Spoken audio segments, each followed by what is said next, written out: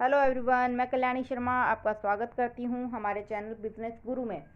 जैसा कि आप सभी को पता ही है कि 22 जून को आरबीएससी 12th बिजनेस मैनेजमेंट का एग्ज़ाम है और इसीलिए आपकी प्रिपरेशन को ध्यान में रखते हुए हम लोग इम्पोर्टेंट क्वेश्चन की एक सीरीज़ लेकर आए हैं, जिसकी 2 वीडियो अपलोड्स हो चुकी हैं।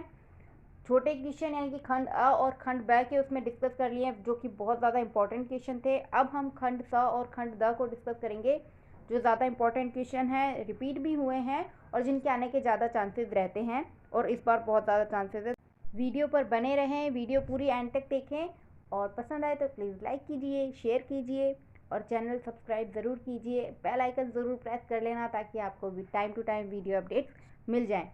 तो चलिए आज की क्लासेस हम शुरू करते हैं। देखते हैं कौन कौन से बड़े क्वेश्चंस ज़्यादा आते हैं और उन्हें कैसे सॉल्व करना है। इस वीडियो के एंड में आपको ये भी बताएंगे कि किस तरीके से आपको टाइम मैनेज करके पूरा पेपर अटेंड करना है, आपका क्या प्रोसीजर होना चाहिए। तो पेपर कैसे अटेंड करना है इसका भी प्रोसीजर वीडियो के एंड में आपको बताया जाएगा, तो प्लीज़ एंड तक वीडियो ज़रूर देखिएगा। और अगर आपके माइंड में कोई भी क्वेश्चन या कोई भी डाउट है तो वो भी आप कमेंट बॉक्स में पूछ लीजिए, आपको आंसर कर दिया जाएगा। आपको पैनिक होने की ज़रूरत नहीं है, घबराने की ज़रूरत नहीं है, आपका पेपर बहुत अच्छा जाएगा, यही हमारी विश है। तो चलिए इस विश के साथ ही शुरू करते हैं। पहला क्वेश्चन है, हेनरी फ्योल द्वारा प्रतिपादित व्यवस्था के सिद्धांत व अनुशासन के सिद्धांत को स्पष्ट कीजिए। इसने हेनरी फ्योल के 2 सिद्धांत ही पूछे हैं। कई बार ये निबंधात्मक में भी आ जाता है क्वेश्चन, इसके आने के ज़्यादा चांसेस रहते हैं, इसमें से बनते भी हैं इस चैप्टर में से। और खासकर हेनरी फ्योल के सिद्धांत ही पूछे जाते हैं, जिसमें 14 सिद्धांत हेनरी फ्योल ने प्रतिपादित किए थे। इसकी एक अलग से वीडियो भी बनाई गई है, चैनल पे आपको मिल जाएगी और इसका लिंक डिस्क्रिप्शन में आपको मिल जाएगा। तो चलिए शुरू करते हैं। हेनरी फ्योल ने 14 प्रबंध के सामान्य सिद्धांत का प्रतिपादन किया था, जो सर्वमान्य भी थे। तो कई बार ये भी क्वेश्चन आ जाता है कि सर्वमान्य सिद्धांतों का वर्णन करो, निबंधात्मक में इस तरीके से घूम के आए, तो आपको घबराने की ज़रूरत नहीं है, वो हेनरी फ्योल के सिद्धांत ही होंगे। तो पहला होता है कार्य विभाजन। हेनरी फ्योल का कहना था कि आप विशिष्टीकरण को आधार मानकर जिस कार्य में निपुण हो उसी के आधार पर उसमें कार्य विभाजित करो, ताकि कर्मचारियों की जो भी क्षमता है उसका पूर्ण उपयोग किया जा सके। दूसरा है अधिकार एवं उत्तरदायित्व। कर्मचारियों को कार्य और उत्तरदायित्व समान रूप से दिए जाने चाहिए, अन्यथा वो दूसरों पर डिपेंड होगा, डिसीजन नहीं ले पाएगा, कार्य में भी देरी होगी। इसीलिए अधिकारों और दायित्वों का भी पूरी तरीके से समान रूप से विभाजन किया जाना अनिवार्य होता है। तीसरा है अनुशासन, जो कि क्वेश्चन में पूछा है। अनुशासन का सिद्धांत कर्मचारियों में ऐसे व्यवहार को उत्पन्न करने के लिए किया जाता है जो संगठन के उद्देश्य की पूर्ति में सहायक हो, जिसके लिए संगठन में उचित निरीक्षण प्रणाली होनी चाहिए, कर्मचारियों और संगठन के बीच उचित अनुबंध होना चाहिए। गैर अनुशासित व्यवहार के लिए दंड की व्यवस्था होनी चाहिए, लेकिन दंड देते हुए ये भी ध्यान रखना चाहिए कि किन परिस्थितियों में कर्मचारी ने गैर अनुशासनात्मक व्यवहार किया है, अनुशासनहीनता का व्यवहार का कारण क्या था, ताकि दंड सुनिश्चित करते टाइम उसकी परिस्थितियों को ध्यान में रखा जाए, जिससे कि कर्मचारी खुद को उत्पीड़ित या प्रताड़ित महसूस ना करे। क्वेश्चन में अगला पूछा था व्यवस्था का सिद्धांत। तो व्यवस्था के सिद्धांत से आशय, प्रबंध में व्यवस्था के सिद्धांत से आशय है उचित कार्य उचित व्यक्तियों को सौंपा जाना चाहिए, उसका एक स्थान सुनिश्चित होना चाहिए, यानी कर्मचारियों को बार बार में इधर से उधर ट्रांसफ़र नहीं करना चाहिए, इससे समय भी खराब होता है और उनकी कार्य क्षमता भी प्रभावित होती है। इसी प्रकार से जिस तरीके से कर्मचारियों का अपना एक स्थान है, वस्तुओं और सामग्रियों का भी अपना स्थान सुनिश्चित होना चाहिए और वो उसी जगह रखी जानी चाहिए, ना कि इधर उधर, वरना इससे अव्यवस्था फैल जाती है और उद्देश्य पूर्ति में जो भी कार्य या गतिविधियां हैं वो भी प्रभावित होती हैं।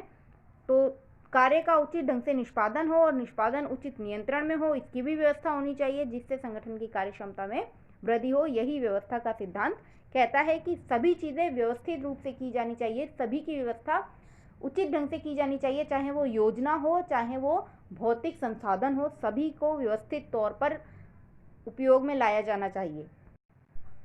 हेनरी फ्योल के सिद्धांत के ऊपर अलग से एक वीडियो आपको चैनल पे मिल जाएगी, उसमें अच्छी तरीके से एक्सप्लेन किया हुआ है। इसमें अपन एक बार रिवाइज के तौर पर थोड़ा शॉर्ट में देख रहे हैं। तो चलिए बढ़ते हैं अगले की ओर। अगला है आदेश की एकता। फ्योल का कहना था एक कर्मचारी को केवल एक ही अधिकारी से आदेश प्राप्त होना चाहिए, अन्यथा भ्रम की स्थिति उत्पन्न हो जाती है। निर्देश की एकता का सिद्धांत कहता है कि सभी समान प्रकार की समान उद्देश्यों के जो कार्य होते हैं उनके लिए एक ही अधिकारी नियुक्त किया जाना चाहिए और एक ही योजना बनाई जानी चाहिए, अन्यथा अलग अलग अधिकारियों से भ्रम की स्थिति उत्पन्न होगी और कर्मचारी भी भ्रमित रहेंगे और विवाद उत्पन्न होगा। अगला है व्यक्तिगत हितों की अपेक्षा सामूहिक हितों को प्राथमिकता। प्रबंधक को यह ध्यान देना चाहिए कि कभी भी फर्म में ऐसी परिस्थितियां उत्पन्न ना हो जिससे कि संगठन और व्यक्तिगत हितों में संघर्ष उत्पन्न हो जाए। किंतु यदि किसी भी परिस्थिति में ऐसी स्थिति उत्पन्न हो गई है कि संघर्ष की स्थिति उत्पन्न हो रही है, तो उस समय प्रबंधक को चाहिए कि वो व्यक्तिगत हितों की अपेक्षा सामूहिक हितों और संगठन के उद्देश्यों को प्राथमिकता दे और उसी के अनुसार निर्णय ले। अगला है समता। सभी व्यक्तियों को समान भाव से देखा जाना चाहिए और उनके पारिश्रमिक व दंड की व्यवस्था भी भेदभाव रहित समान रूप से की जानी चाहिए। यानी कि जिस तरीके से उनकी पदवी है या जो उनका पद का स्तर है, तो इसी तरह उस समान पद स्तर के लोगों को समान वेतन की व्यवस्था की जानी चाहिए, अन्यथा विवाद उत्पन्न होना और असंतुष्टि की स्थिति उत्पन्न हो जाती है। चलिए बढ़ते हैं आगे। अगला है प्रेरणा या पहलपन। प्रबंधक को अपने अधीनस्थ कर्मचारियों को उनके कार्यों की योजना बनाने और क्रियान्वित करने की कुछ स्वतंत्रताएं देनी चाहिए, जिससे उनमें पहलपन की क्षमता और सृजनात्मक क्षमता का विकास हो और वो पहल करके विभिन्न गतिविधियों में सहयोग प्रदान करें। इससे उनमें संतुष्टि का भाव भी उत्पन्न होता है और संतुष्टि अपने आप में एक अभिप्रेरणा है जो कर्मचारियों को और अधिक कार्य करने के लिए अभिप्रेरित करती है। अगला है केंद्रीयकरण। केंद्रीकरण शक्ति या अधिकारों का होता है। यदि संगठन छोटा है तो जो उच्च अधिकारी है वो अपने हाथ में शक्तियों का केंद्रीकरण और अधिकारों का केंद्रीकरण रख सकता है, अपने हाथ में रख सकता है अधिकार। लेकिन फर्म बड़ा होने पर ज़्यादा बेहतर होता है कि उसका विकेंद्रीकरण कर दिया जाए, जिससे कि विभिन्न अधिकार यदि अलग अलग पदों को या अलग अलग कर्मचारियों को दे दिए जाएंगे तो वो अपने स्तर पर कार्य करने में सक्षम होंगे।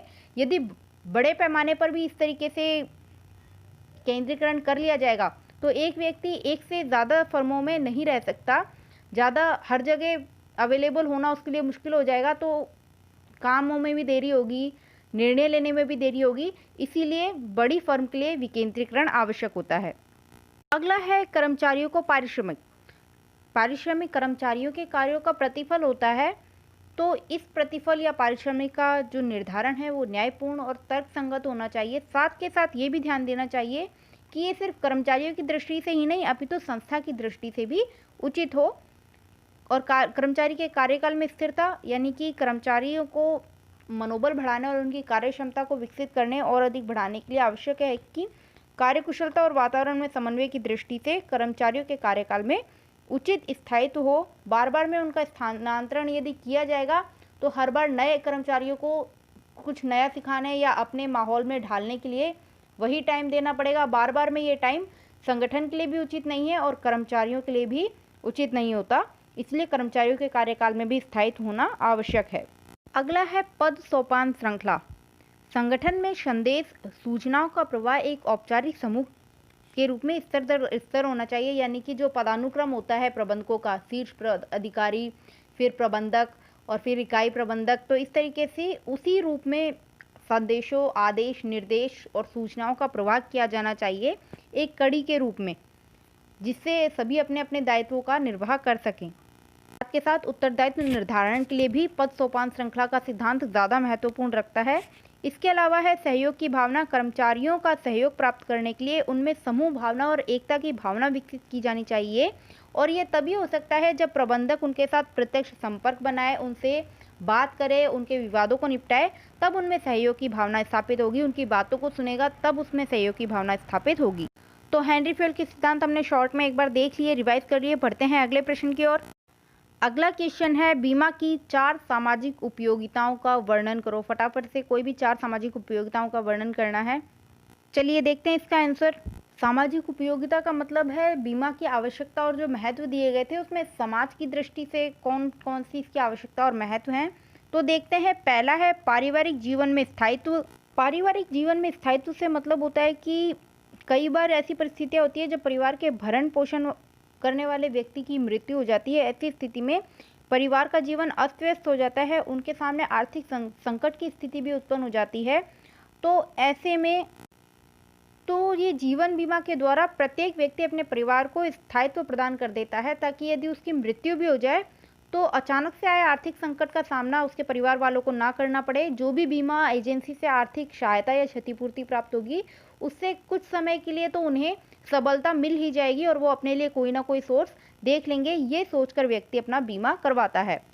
अगला है जोखिमों का सामूहिक विभाजन।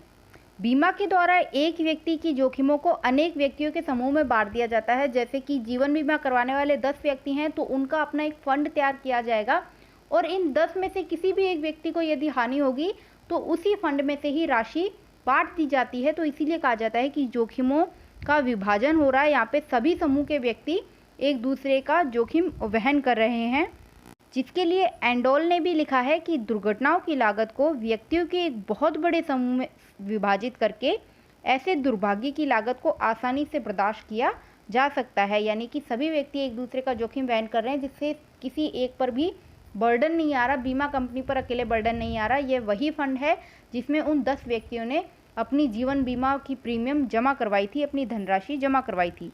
अगला है सामाजिक बुराइयों की रोकथाम। जैसे कि हम सामाजिक उपयोगिता पढ़ रहे हैं तो सामाजिक बुराइयों की रोकथाम में काफ़ी महत्वपूर्ण है। कैसे?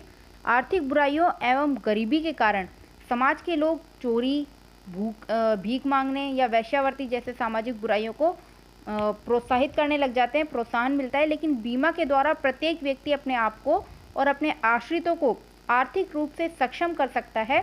फलतः समाज स्वतः ही समृद्ध और बुराइयों से मुक्त रहेगा। यानी अचानक से ही यदि घर में कमाने वाले की मृत्यु हो जाती है तो आर्थिक संकट उत्पन्न हो जाने पर व्यक्ति कुछ भी करना चाहेगा, तो एक बार जब बीमा की राशि प्राप्त हो जाती है तो उन्हें सबलता मिल जाती है, उन्हें कुछ सक्षमता मिल जाती है, कुछ मदद मिल जाती है, जिससे वो अपना भविष्य तय कर सकते हैं कि वो क्या करना चाहते हैं। इसके साथ साथ जो सामाजिक बीमा है, जो ये गर्भावस्था या गरीब या वृद्धों के लिए किया जाता है, वो भी इन सामाजिक बुराइयों की रोकथाम में काफ़ी मदद करते हैं। अगला है सभ्यता का प्रतीक। बीमा सामाजिक सभ्यता के विकसित होने का प्रतीक है। जिन देशों में बीमा का विकास नहीं हुआ है उन्हें पिछड़ा हुआ माना जाता है। तो ये देश की सामाजिक व्यवस्था और उनकी सामाजिकता को प्रदर्शित कर रहा है कि भाई कितना सभ्य देश है। अगला है जीवन स्तर में सुधार। एक बार जल्दी से बाकी के भी पॉइंट देख लेते हैं। 4 ही पूछे थे लेकिन आगे के देखते हैं। जीवन स्तर में सुधार। बीमा लोगों को बचत करने और जोखिमों को हस्तांतरित करने का अवसर प्रदान करता है। इससे बीमितों को आर्थिक स्थिति संतुलित हो जाती है। फलतः बीमित अपने जीवन स्तर को समान बनाए रखने हेतु निरंतर ऊंचा उठाए रखने में सफल रहता है। सफल रहने का मतलब यही है कि जब व्यक्ति बीमा करवा लेता है, जैसे कि मैं बिजनेस कर रहा हूँ, मैंने अपने बिजनेस का बीमा करवाया तो मुझे अब डर नहीं है। मैं अपनी पूरी क्षमता के साथ ज़्यादा से ज़्यादा उत्पादन करने का सोचूंगा, क्योंकि मैंने अपने माल का बीमा करवा रखा है। यदि कोई हानि हो गई तो मुझे फिर से प्राप्त हो जाएगी वो राशि। तो इस तरीके से वो अपने स्तर को बढ़ाने का प्रयास करता है। साथ ही यदि मैंने जीवन बीमा लिया है तो जो भी मेरी सैलरी में से बच रहा था या जो भी मेरी बचत थी मैंने उसका उपयोग किया है, क्योंकि जीवन बीमा एक तरीके से विनियोग है। आज मैं जो विनियोग कर रहा हूँ, यानी कि जो प्रीमियम जमा करवा रहा हूँ, अपनी बचत का इस्तेमाल कर रहा हूँ, वो भविष्य में मेरी मृत्यु हो जाने पर, मेरी मृत्यु के उपरांत मेरे परिवार वालों के लिए भी आर्थिक मदद के तौर पर काम आएगी। और यदि मुझे कुछ नहीं हुआ, मैं जीवित हूँ, तो एक निर्धारित समय के बाद मुझे विद बोनस या जो भी एक्स्ट्रा एडवांटेज बीमा कंपनियां देना चाहती हैं उसके साथ मुझे वो वापस मिल जाएगी। अगला है स्वास्थ्य के प्रति जागरूकता। बीमा जनता को स्वास्थ्य के प्रति सतर्क बनाता है। पूरे विश्व में अनेक बीमा कंपनियां स्वास्थ्य सुधार आंदोलन चला रही हैं, क्योंकि जीवन बीमा स्वास्थ्य से संबंधित है। यदि व्यक्ति का स्वास्थ्य खराब हो गया तो जल्दी जाएगा, बीमा कंपनी को जल्दी राशि चुकानी पड़ेगी। इसलिए बीमा कंपनियां अपने फ़ायदे के लिए भी ये आंदोलन चलाती हैं और इसका फ़ायदा सभी व्यक्तियों को मिल जाता है। बीमा कंपनियां अच्छे स्वास्थ्य को बनाए रखने के लिए भारी मात्रा में शिक्षाप्रद सामग्रियों का वितरण भी करती हैं, जिससे व्यक्ति ये जान सके कि उसे हेल्दी रहने के लिए क्या करना चाहिए। बीमा कराते समय स्वास्थ्य की जांच भी काफ़ी लाभप्रद होती है, क्योंकि इससे यदि हम जांच नहीं करवा पा रहे थे या कोई भी बीमारी हमें पता नहीं लग रही थी, हम इग्नोर कर रहे थे, इस जांच के दौरान हमें वो भी पता चल जाती है। तो इस तरीके से विभिन्न जो भी औपचारिकताएं होती हैं या जो भी उपचार संबंधित जानकारियाँ होती हैं वो बीमा कंपनियां हमें प्रदान कर देती हैं। अगला है शिक्षा को प्रोत्साहन। कई बीमा कंपनियां आर्थिक दृष्टि से गरीब जो विद्यार्थी होते हैं उन्हें छात्रवृत्ति के अवसर प्रदान करती हैं, और कई ऐसे माता पिता हैं जो बच्चों की शिक्षा की व्यवस्था करने हेतु बीमा पत्र क्रय करते हैं, ताकि वो विभिन्न विपरीत परिस्थितियों में भी अपने बच्चे की पढ़ाई सुचारू रख सकें।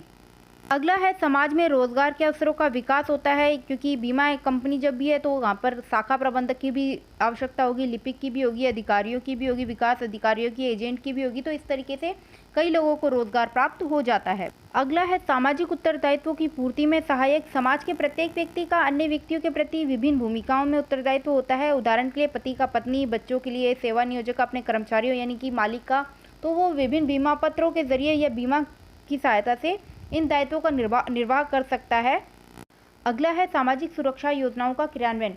जो भी गरीब या पिछड़े वर्ग के लोग हैं देश के, उनके लिए भी बीमा कंपनियां कई सामाजिक सुरक्षा योजनाएं चालू करती हैं, जैसे कि प्रधानमंत्री बीमा योजना, जिसमें हम 12 रुपये का प्रीमियम भर के 1 वर्ष के लिए खुद का बीमा करवा लेते हैं। यदि कोई भी दुर्घटना हो जाती है, हमारी मृत्यु हो जाए, तो घर वालों को 2 लाख रुपये, और यदि अपंग हो गए तो 1 लाख रुपये हमें प्राप्त हो जाते हैं। तो इस तरीके से कई सुरक्षा योजनाएं चलती हैं। अगला है आर्थिक आत्मनिर्भरता की प्राप्ति में सहायक। बीमा समाज का आर्थिक रूप से आत्मनिर्भर बनाने में सहायक है। बीमितों की छोटी छोटी सी बचतों को एकत्रित करके बड़ी बड़ी जोखिमों में बट जाने से समाज के सभी व्यक्ति आत्मनिर्भर हो जाते हैं। इसके बाद में अगला है सामाजिक परिवर्तनों का साधन। बीमा सामाजिक परिवर्तनों का महत्वपूर्ण साधन है। मेहर और केमके के अनुसार बीमा सामाजिक परिवर्तनों की प्रभावशाली शक्ति होती है। वस्तुतः ये समाज के विचारों, जीवन स्तर और जीवन किस्म में बहुत परिवर्तन लाने में सहायक होती है। अगला क्वेश्चन है, जीएसटी के अंतर्गत व्यापारियों को कौन कौन सी विवरणियां प्रस्तुत करनी होती हैं, इनका वर्णन करना है। कई बार छोटे क्वेश्चन में पूछ लेते हैं। जीएसटी में सम्मिलित इनपुट और विवरणियां अलग अलग हैं। इनपुट में सीजीएसटी, आईजीएसटी और एसजीएसटी होता है, जबकि विवरणियां होती हैं विक्रय विवरणी, क्रय विवरणी, मासिक विवरणी। तो चलिए इनको देख लेते हैं। विक्रय विवरणी धारा 25 के अनुसार महासमाप्ति के 10 दिन के भीतर, यानी कि अभी जून चल रहा है, तो जैसे जून खत्म हो जाएगा तो जुलाई की 10 तारीख तक हमें जमा करवानी है, जिसमें सभी प्रकार की बिक्रियां, चाहे वो अंतर्राज्यीय हों, अंतर्राष्ट्रीय हों, या डेबिट नोट के जरिए हों, क्रेडिट नोट के जरिए हों, या रिटर्न में शून्य दर पर हों। साथ के साथ इनका मिलान क्रय विवरणी से किया जाएगा, जो कि धारा 26 के अंतर्गत जमा करवाई जाएगी। खरीद विवरणी यानी कि क्रय विवरणी जो धारा 26 के अंतर्गत जमा करवानी है, इसमें ये महासमाप्ति के 15 दिन के भीतर, यानी जुलाई की 15 तारीख तक जमा करवानी है। ये एग्जाम्पल है जुलाई का। इसमें खरीद विवरण, सभी प्रकार की खरीद, अंतर्राज्यीय खरीद हो, देश के बाहर से कोई चीज़ खरीदी गई हो, डेबिट खरीद हो, डेबिट नोट के जरिए, क्रेडिट नोट के जरिए, सभी प्रकार की खरीद का विवरण देना होता है, और इसका मिलान विक्रय विवरणी से किया जाता है। मासिक विवरणी धारा 27 के अनुसार महासमाप्ति के 20 दिन के भीतर, यानी कि विक्रय विवरणी थी 10 तारीख तक, और क्रय विवरणी 15 तारीख तक, और मासिक विवरणी 20 तारीख तक हमें जमा करवानी है, जिसमें क्रय का भी विवरण होना चाहिए 1 माह के अंदर, और विक्रय का भी विवरण जो आपने इस माह के अंतर्गत किया है। इसके अलावा आपने कोई भी कर जमा करवाया है अन्य किसी बिक्री पर या खरीद पर, इनपुट कर जमा या दे कर जमा, उनकी भी जानकारी आपको इसमें देनी होगी। अगला क्वेश्चन है, प्रबंध के सामाजिक दायित्वों का चित्र बनाइए। छोटा क्वेश्चन है, 4 नंबर का है ये, इसलिए इसको जाने नहीं देना 4 नंबर भी। चलिए आपको चित्र बता देते हैं कैसे बनता है। ये है प्रबंध के सामाजिक दायित्व का चित्र, जिसमें दर्शाया गया है कि कौन कौन से इनके दायित्व होते हैं। पहला है सामाजिक बाध्यता, जिसमें व्यक्ति लाभ के विचार से सामाजिक दायित्वों का निर्वाह करता है। यह है न्यासिता की भावना से सामाजिक दायित्व, जिसमें वो अपनी फर्म के कर्मचारियों को लाभ दिलाने की दृष्टि से उनके लिए योजनाएं बनाता है। अगला है सामाजिक प्रति संचेतना, जो कि जीवन किस्म पर विचार करके, सामाजिक जो समस्याएं हैं उन पर विचार करके व्यक्ति समाज के हित में उत्तरदायित्व का निर्वाह करता है। यदि आपसे इनका एक्सप्लेनेशन भी पूछ ले तो वो भी हमने बता दिया आपको। बढ़ते हैं अगले प्रश्न की ओर। अगला क्वेश्चन है, आप एक प्रबंधक हैं, प्रबंधक के रूप में कर्मचारियों के प्रति सामाजिक दायित्वों को समझाना है। तो चलिए देखते हैं प्रबंधक के क्या क्या कर्मचारियों के प्रति दायित्व हैं। कर्मचारियों के प्रति सबसे पहला दायित्व है कि उन्हें उचित वेतन देना, श्रम कल्याण के कार्य करना, प्रेरणात्मक मजदूरी योजनाओं को लागू करना, कर्मचारियों के कार्य सुरक्षा प्रदान करना, कर्मचारियों को प्रशिक्षण देना, कर्मचारियों को उनकी योग्यता के और रुचि के अनुरूप कार्य देना, और पदोन्नति के अवसर प्रदान करना। आगे है सामाजिक सुरक्षा या पेंशन, जैसे कि ग्रेजुएटी, भविष्य निधि या बीमा की व्यवस्था करना, कर्मचारियों को प्रबंध में भागीदारी देना, स्वस्थ कार्यदशाएं उपलब्ध करवाना, बोनस और लाभों में हिस्सा देना, और क्षमता एवं व्यक्तित्व विकास के नए अवसर प्रदान करना। ये है प्रबंधक के कर्मचारियों के प्रति सामाजिक उत्तरदायित्व। बढ़ते अगले प्रश्न की ओर। अगला प्रश्न है, विपणन प्रबंध के कोई 4 कार्य स्पष्ट करने हैं। चलिए देखते हैं विपणन प्रबंध के क्या कार्य होते हैं।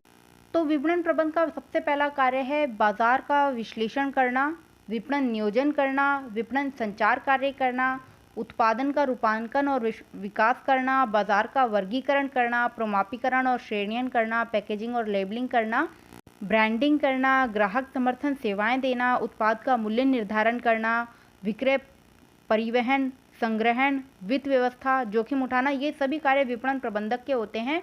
इस क्वेश्चन में आपसे किसी 4 का स्पष्टीकरण पूछा है तो आपको सिर्फ 4, कोई भी 4 का स्पष्टीकरण देना है, लेकिन यदि निबंधात्मक में ये पूरा आ जाता है तो ये सभी आपको एक्सप्लेन करने होंगे। अगला प्रश्न है, हेनरी फ्योल के अनुसार नेता में होने वाले गुणों की विवेचना कीजिए। हेनरी फ्योल का मानना था कि एक नेता में स्वास्थ्य शारीरिक गुण होना चाहिए। एक नेता का स्वास्थ्य उत्तम होना चाहिए, शारीरिक क्षमता अच्छी होनी चाहिए, जिससे कि वे अपने कार्य, अपनी दिनचर्या को पूरी ऊर्जा और प्रसन्न मुद्रा के साथ पूरा कर सके। इसके अलावा उसमें योग्यता और मानसिक संतुलन भी होना चाहिए। एक नेता में नेतृत्व करने की योग्यता होनी चाहिए, यानी कि कम्युनिकेशन स्किल्स वगैरह, लोगों को प्रभावित करने की कला, वो सभी होनी चाहिए। और उसका मानसिक संतुलन भी ठीक होना चाहिए, जिससे कि वो विपरीत परिस्थितियों में भी समन्वय स्थापित कर सके। यदि मानसिक संतुलन किसी का बेटर नहीं है तो वो किसी भी तरीके से अनुबंध करने में, निर्णय लेने में सक्षम नहीं होगा और कार्यों को भी ढंग से नहीं कर पाएगा। इसके अतिरिक्त उनमें नैतिक गुण भी होना चाहिए। एक नेता का नैतिक गुण होना चाहिए, इस दृष्टि से उसे सदैव प्रेरणादायी होना चाहिए। यदि उसमें नैतिक गुण नहीं होंगे तो वह अपने अनुयायियों को प्रभावित नहीं कर सकेगा। इसके अलावा उसका ज्ञान स्तर उच्च होना चाहिए। एक नेता को न केवल प्रबंध के सिद्धांतों की जानकारी होनी चाहिए, बल्कि उसे सामान्य और विशिष्ट ज्ञान का अनुभव भी होना चाहिए। इसके अलावा उसकी प्रबंध की योग्यता भी अनिवार्य है। ये हेनरी फ्योल द्वारा एक नेता में गुण बताए गए थे। अगला प्रश्न है, कंपनी अधिनियम 2013 के अंतर्गत निगमीय सामाजिक उत्तरदायित्व के लिए किए गए किन्हीं 4 प्रावधानों की विवेचना करनी है। वैसे ये सामाजिक उत्तरदायित्व और जीएसटी में से छोटे क्वेश्चन ही बनते, ज़्यादा बड़े नहीं बनते, लेकिन हाँ, ये 4 नंबर का क्वेश्चन आ सकता है, तो हम इसके प्रावधान देख लेते हैं एक बार। सबसे पहला प्रावधान है लागू होना। कंपनी अधिनियम 2013 के अनुसार सामाजिक उत्तरदायित्व का कानून उन कंपनियों पर लागू होगा जिनका किसी भी वित्तीय वर्ष के दौरान 500 करोड़ रुपए की शुद्ध संपत्ति रही हो, या फिर 1000 करोड़ रुपए तक की शुद्ध बिक्री रही हो, या फिर जिनका शुद्ध लाभ 5 करोड़ रुपए तक का या इससे अधिक का हुआ हो। ये धारा 135(1) के अंतर्गत बताया गया है। दूसरा प्रावधान है संचालकों की रिपोर्ट में व्यक्त करना।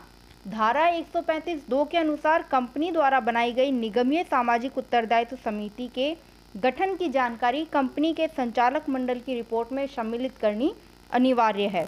तीसरा है समिति के कार्य। धारा 135(3) के अंतर्गत समिति के सामाजिक उत्तरदायित्व के कार्य बताए गए हैं, जिनमें एक निगमीय सामाजिक उत्तरदायित्व नीति का निर्धारण करना है, जो कि इस अधिनियम की अनुसूची 7 के अनुसार बताए गए क्रियाकलापों में से कंपनी द्वारा किए गए क्रियाकलापों के संबंध में संचालक मंडल की सिफारिश करेगी। दूसरा कार्य है इन क्रियाकलापों पर व्यय की राशि की सिफारिश करनी है। और तीसरा कार्य है कंपनी द्वारा निर्धारित निगमीय सामाजिक उत्तरदायित्व नीति को मॉनिटर करना है। ये कार्य करेगा निगमीय सामाजिक उत्तरदायित्व समिति, जिसका गठन किया गया है। संचालक मंडल द्वारा कार्यवाही। धारा 135(4) के अनुसार कंपनी के संचालक मंडल निम्नलिखित कार्यवाही करेगा, जिनमें पहला है संचालक मंडल समिति द्वारा की गई सिफारिशों पर विचार करना है संचालक मंडल को, तथा कंपनी की निगमीय सामाजिक उत्तरदायित्व नीति का अनुमोदन करना है और अपनी रिपोर्ट में निर्धारित तरीके से इस नीति को प्रकट भी करना है। इसे कंपनी की वेबसाइट पर भी डाला जाएगा। दूसरा कार्य है संचालक मंडल का। संचालक मंडल यह सुनिश्चित करेगा कि कंपनी की निगमीय सामाजिक उत्तरदायित्व नीति में सम्मिलित क्रियाकलाप जो भी तय किए गए हैं वो किए जा रहे हैं या नहीं किए जा रहे। अगला है खर्च करना। धारा 135(5) के अनुसार कंपनी को अपने प्रत्येक वित्तीय वर्ष के ठीक पहले के 3 वर्षों के औसत शुद्ध लाभों का कम से कम 2% निगमीय सामाजिक उत्तरदायित्व कार्यों पर खर्च करना आवश्यक है। संचालक मंडल यह सुनिश्चित करता है कि यह राशि उस समिति, जो सामाजिक उत्तरदायित्व समिति है, उसके अनुसरण में ही खर्च की जाए। इसके बाद में अगला है स्थानीय क्षेत्र को प्राथमिकता। यह भी धारा 135(5) के अंतर्गत ही आता है, जिसमें कंपनी निगमीय सामाजिक उत्तरदायित्व नीति के अंतर्गत निष्पादित किए जाने वाले क्रियाकलापों में उस स्थानीय क्षेत्र को प्राथमिकता देगी जिस क्षेत्र में कंपनी कार्यरत है, यानी कि जिस एरिया, जिस स्टेट में वो कार्यरत है उसको पहले प्राथमिकता देनी है, उसके हित में कार्य करना है, फिर आगे कहीं करना है। अगला है असफलता का उल्लेख। ये भी धारा 135(5) के अंतर्गत ही आता है, जिसमें कोई भी कंपनी निर्धारित राशि को निगमीय सामाजिक उत्तरदायित्व नीति के क्रियाकलापों में खर्च करने में यदि असफल होती है तो उसे अपनी संचालक मंडल को इसके कारणों का उल्लेख करना आवश्यक है। अगला है शुद्ध लाभ की गणना। ये भी धारा 135(5) के अंतर्गत ही आता है, जिसमें निगमीय सामाजिक उत्तरदायित्व की गतिविधियों पर व्यय किए जाने वाली राशि के लिए शुद्ध लाभ की गणना करनी आवश्यक है।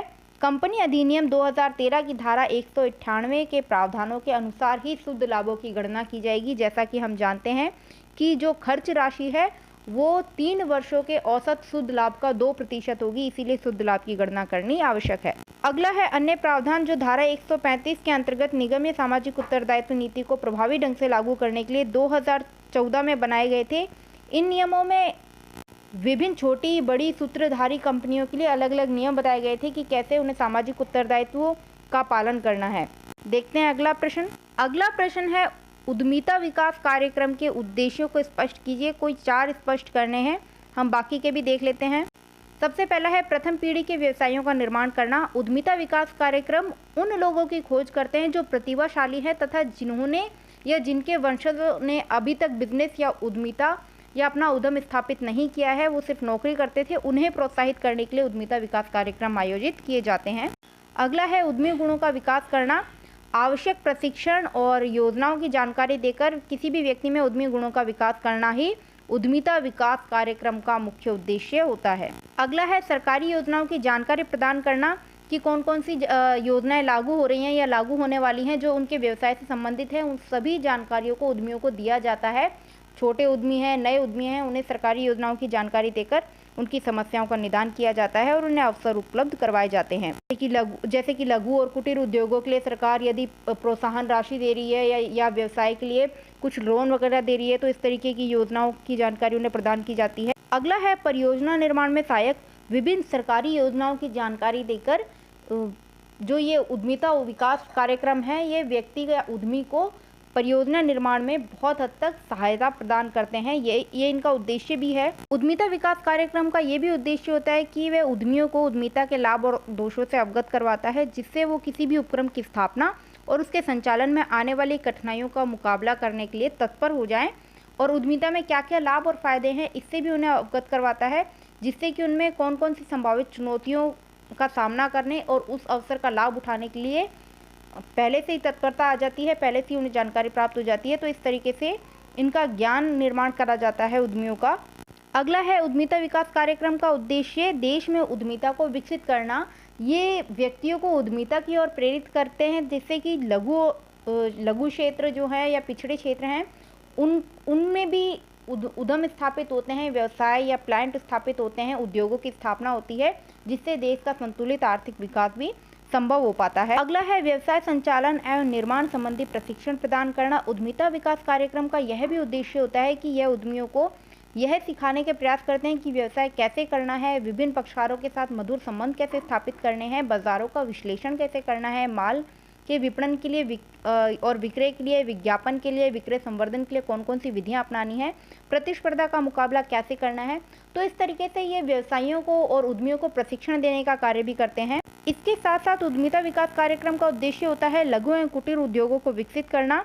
स्थानीय स्तर पर उपलब्ध प्राकृतिक संसाधनों का विदोहन कर लघु व कुटीर उद्योगों की स्थापना के लिए लोगों को प्रेरित करना ही उद्यमिता विकास कार्यक्रम का उद्देश्य होता है, जिसके लिए ये स्थानीय समुदायों को शिक्षण प्रशिक्षण देते हैं और तकनीकी ज्ञान प्रदान करते हैं, जिससे कि लघु और कुटीर उद्योगों का विकास संभव हो। अगला है उद्यमियों की समस्याओं का निदान करना। उद्यमिता विकास कार्यक्रम का प्रमुख उद्देश्य यही होता है कि ये उद्यमियों की शंकाओं और समस्याओं का निदान प्रभावी तरीके से करे, जिससे कि उन्हें जो व्यवसाय के संचालन में दिक्कतें आ रही हैं उनका निदान करने में सहायता प्राप्त हो और वो ज़्यादा से ज़्यादा अपने व्यवसाय के विस्तार और संचालन के लिए प्रेरित हों, जिसके लिए उद्यमियों को आमंत्रित किया जाता है और एक सेमिनार आयोजित किया जाता है, जिसमें ये विशेषज्ञों से अपनी समस्याओं के लिए परामर्श करते हैं। विशेषज्ञ इन्हें इनकी समस्याओं के लिए एक प्रभावी सुझाव या समस्याओं को दूर करने के उपाय बताते हैं। अगला क्वेश्चन निबंधात्मक है। निबंधात्मक क्वेश्चन मोस्टली 3 ही आते हैं और ये भी अथवा में आते हैं। तीनों में एक एक अथवा ऑप्शन दिया हुआ होता है, जिनमें हर अथवा में से हमें किसी एक को चूज़ करना होता है। जैसे कि स्क्रीन पर आपको दिख रहा है, वैध अनुबंध के किन्हीं 6 आवश्यक तत्वों को समझाइए अथवा प्रस्ताव संबंधी किन्हीं 6 वैधानिक नियमों को समझाइए। इनमें से कोई एक क्वेश्चन करना है। अनुबंध अधिनियम की धारा 10 के अंतर्गत वैध अनुबंध के लक्षण बताए गए हैं। ये क्वेश्चन हम लोग पिछली सीरीज में भी कर चुके हैं, तो आप वो वीडियो चैनल पर देख सकते हैं, आपको मिल जाएगी। लिंक भी आपको डिस्क्रिप्शन में शेयर कर दिया जाएगा। उसमें आपको ये क्वेश्चन पूरी तरीके से एक्सप्लेन किया गया है। फिर भी एक बार ऑरली हम लोग इसको देख लेते हैं कौन कौन से लक्षण होते हैं। सबसे पहला तो होता है 2 या 2 से अधिक पक्षकार होना। दूसरा होता है ठहराव का होना। तीसरा होता है वैधानिक संबंध स्थापित करने की इच्छा। चौथा है पक्षकारों में अनुबंध करने की क्षमता। पांचवा है सहमति। छठा है वैधानिक प्रतिफल का उद्देश्य। सातवां है निश्चितता। आठवां है निष्पादन की संभावना। नौवां है व्यर्थ घोषित ठहराव न होना। और 10वां है वैधानिक औपचारिकताओं का पालन। इस बार के लिए अनुबंध वाला चैप्टर बहुत ज़्यादा इंपॉर्टेंट है। निबंधात्मक में से प्रस्ताव या सहमति या फिर वैध अनुबंध के लक्षणों के आने की संभावना ज़्यादा है, तो आप इस पर ज़्यादा ध्यान दीजिएगा। चलिए एक बार के लिए प्रस्ताव का भी देख लेते हैं कि प्रस्ताव संबंधी वैधानिक नियम क्या है। ये प्रस्ताव संबंधी वैधानिक नियम पे भी एक नज़र डाल लेते हैं फटाफट। प्रस्ताव संबंधी वैधानिक नियम इसमें शॉर्ट में बता रहे हैं, लेकिन ज़्यादा बेटर होगा आप इसे एक्सप्लेन करें, इससे अच्छा इंप्रेशन पड़ता है और मार्क्स भी अच्छे अचीव हो जाते हैं। तो चलिए देख लेते हैं कौन कौन से वैधानिक नियम हैं। प्रस्ताव के लिए कम से कम 2 पक्षकार होने चाहिए, और वो दोनों पक्षकार कौन कौन से होते हैं? एक प्रस्तावक और एक प्रस्ताव ग्रहीता। दूसरा है प्रस्ताव सकारात्मक या नकारात्मक हो सकता है, यानी कि प्रस्ताव यानी कि मैं ये काम करूँगा सकारात्मक है, मैं ये काम नहीं करूँगा नकारात्मक है।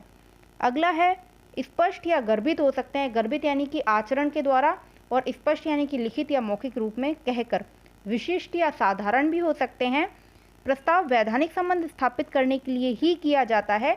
यदि वैधानिक संबंध स्थापित नहीं हो रहा है तो वो प्रस्ताव नहीं कहलाएगा। जैसे कि किसी को प्रस्ताव दिया, भाई आपको पार्टी में आना है, ये ऑफर था, उसने एक्सेप्ट किया, नहीं आया, यहाँ पे कोई वैधानिक संबंध स्थापित नहीं हुआ है। वैधानिक संबंध तो वही है जब कोई निष्पादन ना करे तो हम कानूनी कार्यवाही कर सकें। अगला है प्रस्ताव की शर्तें निश्चित होनी चाहिए। शर्तों की निश्चित से मतलब है कि निष्पादन कैसे करना है, और जो भी विक्रय या क्रय करना है वो किस मात्रा में करना है, और क्या किस वस्तु का करना है, क्वालिटी क्या होगी, यानी कि सभी चीज़ें पहले से ही निश्चित होनी चाहिए प्रस्ताव के लिए। अगला नियम है प्रस्ताव तभी किया हुआ माना जाएगा जबकि प्रस्ताव उस व्यक्ति की जानकारी में आ जाए जिसको प्रस्ताव किया गया है। प्रस्ताव की जानकारी बिना जब कोई व्यक्ति स्वीकृति दे देता है तो वह स्वीकृति नहीं मानी जाती। प्रस्ताव लिखित, मौखिक, सांकेतिक, आमने सामने, टेलीफोन पर, रेडियो पर, टीवी पर, समाचार पत्र में और हैंडबिल में सभी प्रकार से प्रकाशित होंगे।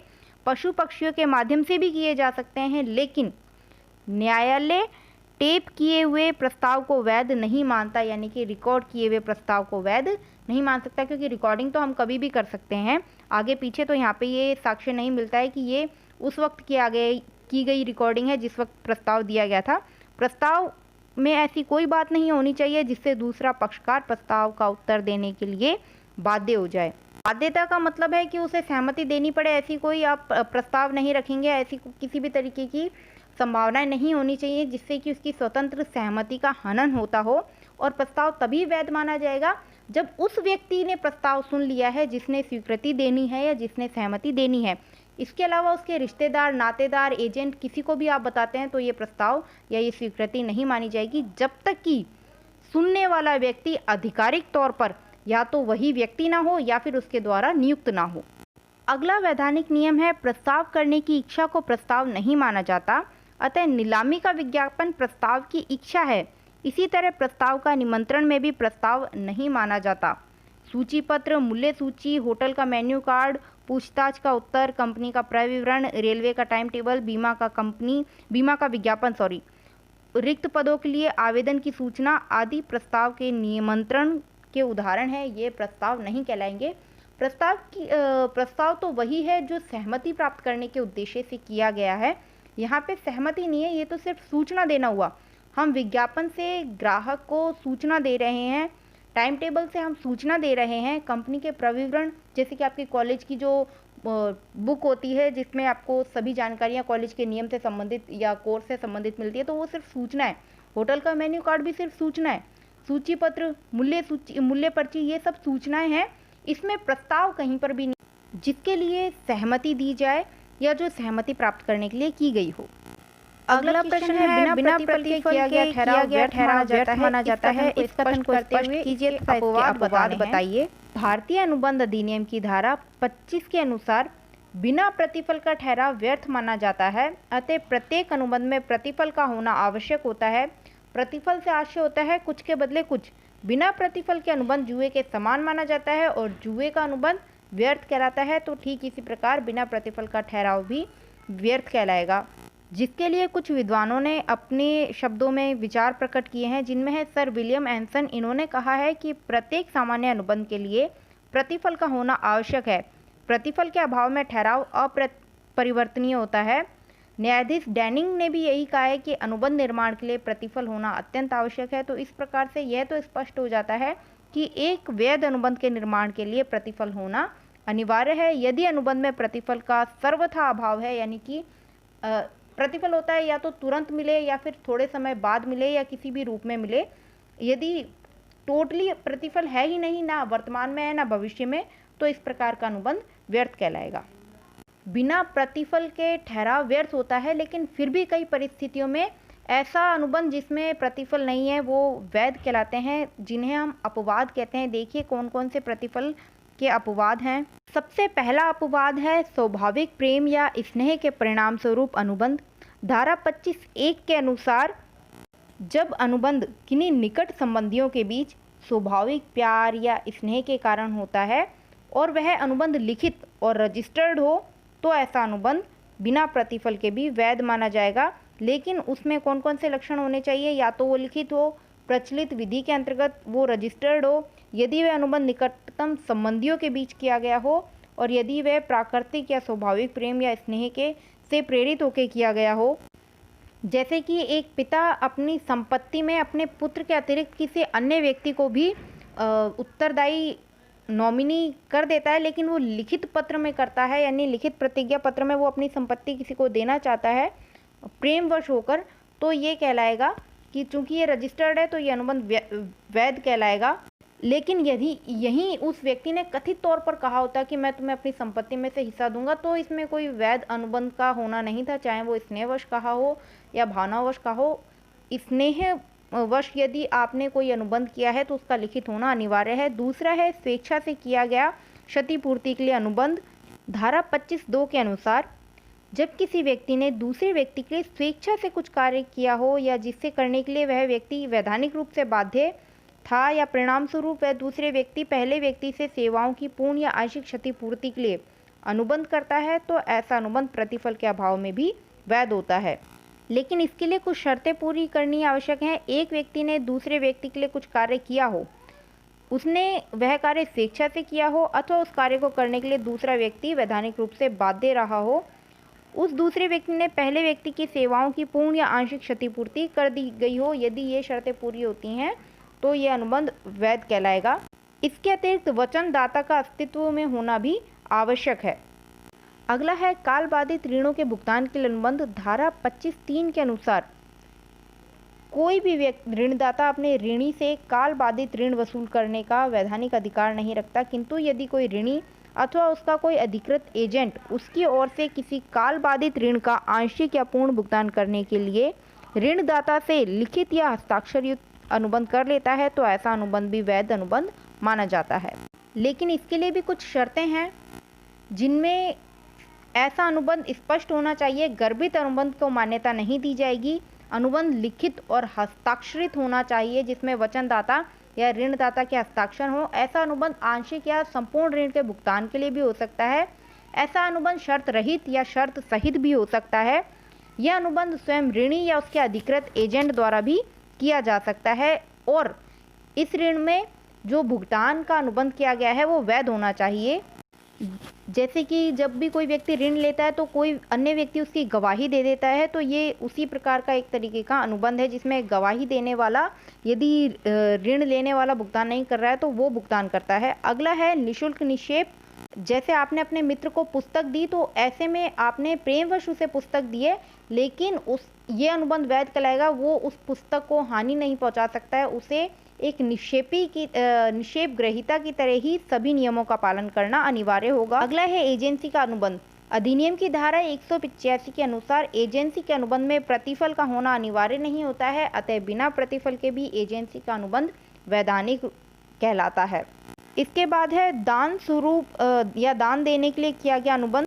ऐसे तो दान देने या लेने के लिए यदि कोई अनुबंध किया गया तो उसका निष्पादन किया जाना चाहिए, लेकिन उसके लिए कोई वैधानिक चुनौती आप नहीं दे सकते हो। लेकिन यदि भविष्य में दान या चंदा देने के लिए कोई अनुबंध किया गया है तो उस अनुबंध को तभी परिवर्तित करवाया जा सकता है जब दान के वचन ग्रहीता ने दान प्राप्ति की आशा से कोई दायित्व उत्पन्न कर लिया हो। दान का वचन ग्रहीता ऐसे उत्पन्न किए गए दायित्वों की सीमा तक दानदाता को दान देने के लिए बाध्य कर सकता है। इसके अतिरिक्त भेंट जो वास्तव में दी गई है वो भी प्रतिफल के अभाव में वैधता पर कोई प्रभाव नहीं डालती है, अतः एक प्रकार भेंट दी गई संपत्ति को इस आधार पर व्यर्थ नहीं कहा जा सकता कि उसके लिए मूल्यवान प्रतिफल नहीं था। जैसे कि आप कोई वस्तु दान या भेंट में देते हैं तो आप उसे कुछ समय बाद वापस ले लें, ये गलत होगा। क्यों? क्योंकि आप उसके लिए ये नहीं कह सकते कि आपने उस भेंट दी गई वस्तु के बदले कोई प्रतिफल प्राप्त नहीं किया है। आपने तो वो भेंट दी थी और चूंकि भेंट दी जा चुकी है तो अब उस पर अधिकार ग्रहीता का है।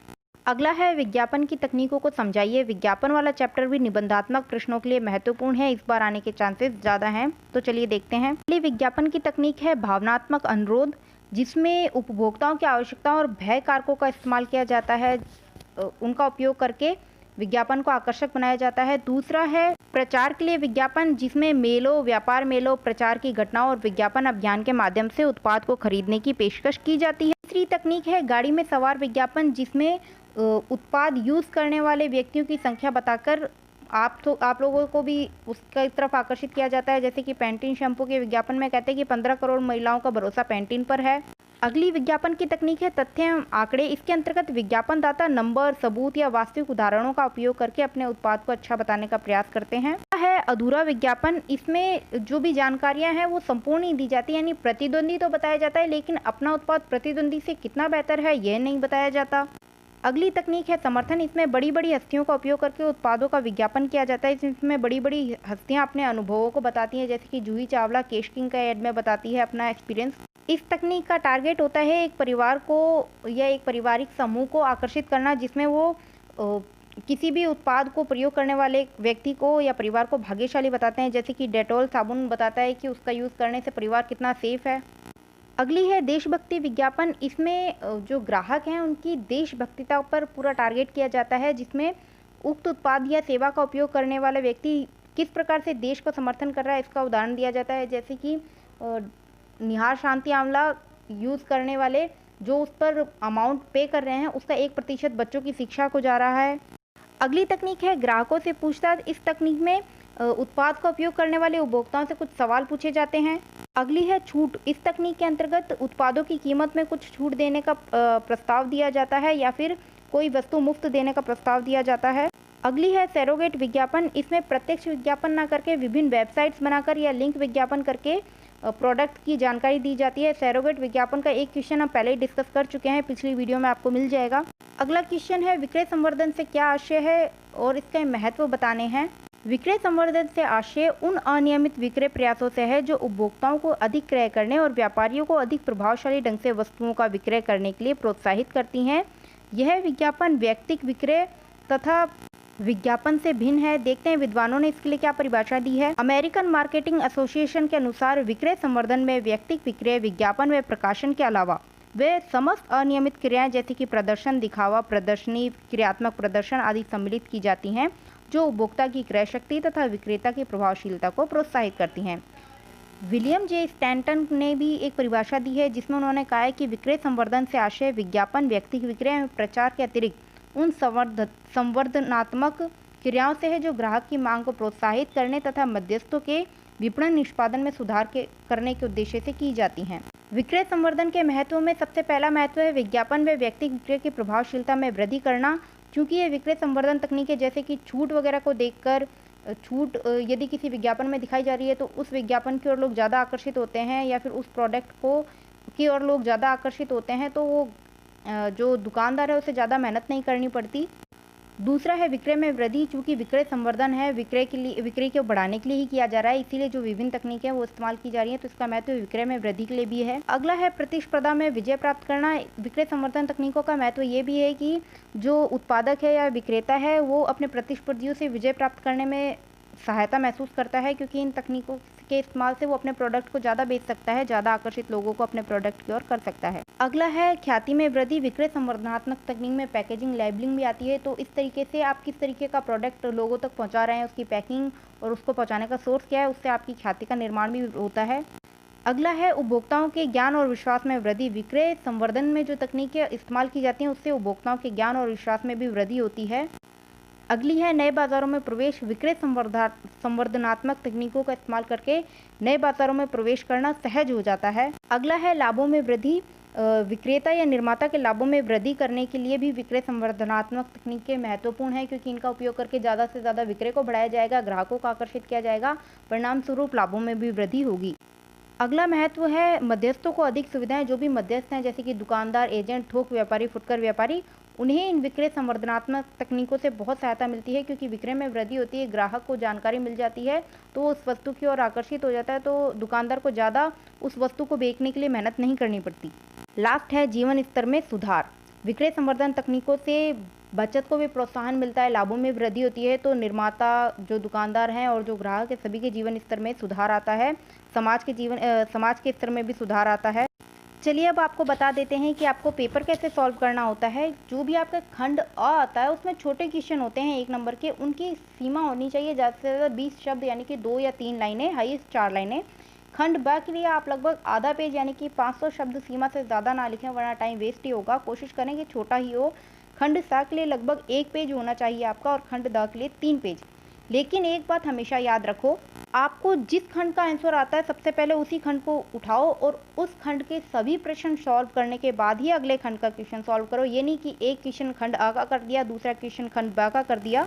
इससे एग्जामिनर पर बहुत गंदा इफेक्ट पड़ता है, क्योंकि उसे बार बार में क्वेश्चन आगे पीछे करके चेक करने पड़ते हैं। इसलिए एक बार में यदि आप खंड अ का कोई क्वेश्चन भूल रहे हो तो एक बार उसके अकॉर्डिंग 2-3 लाइनें छोड़ दो। जैसे खंड अ के 2-3 लाइनें, तो 2-3 लाइनें छोड़ दी और अगला क्वेश्चन कर दिया। तो फिर बाद में यदि वो छूट भी जाता है तो पीटीओ लिख दो, लेकिन पेपर हमेशा खंड वाइज ही आप सॉल्व करें तो ज़्यादा बेटर होगा। और शुरुआत हमेशा छोटे क्वेश्चन से कर लो, जितने ज़्यादा हो जाएं सॉल्व ज़्यादा बेटर है। इसी के साथ ही अपनी ये वीडियो एंड हो गई। आपके लिए इंपॉर्टेंट क्वेश्चन जितने ला सकते थे लेकर आए हैं हम। बाकी आई विश कि आपका पेपर बहुत अच्छा हो, आप लोग अच्छे मार्क्स अचीव करें। Thanks for watching.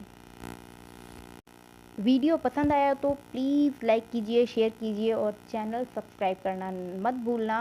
Bell icon ज़रूर प्रेस कर लेना ताकि आपको video updates time to time मिल जाएं। और कोई भी डाउट या कोई भी क्वेश्चन आपके माइंड में आता है तो आप कमेंट बॉक्स में पूछ सकते हैं। आपको डेफिनेटली आपकी प्रॉब्लम्स का सॉल्यूशन मिलेगा। And best of luck once again. Thank you.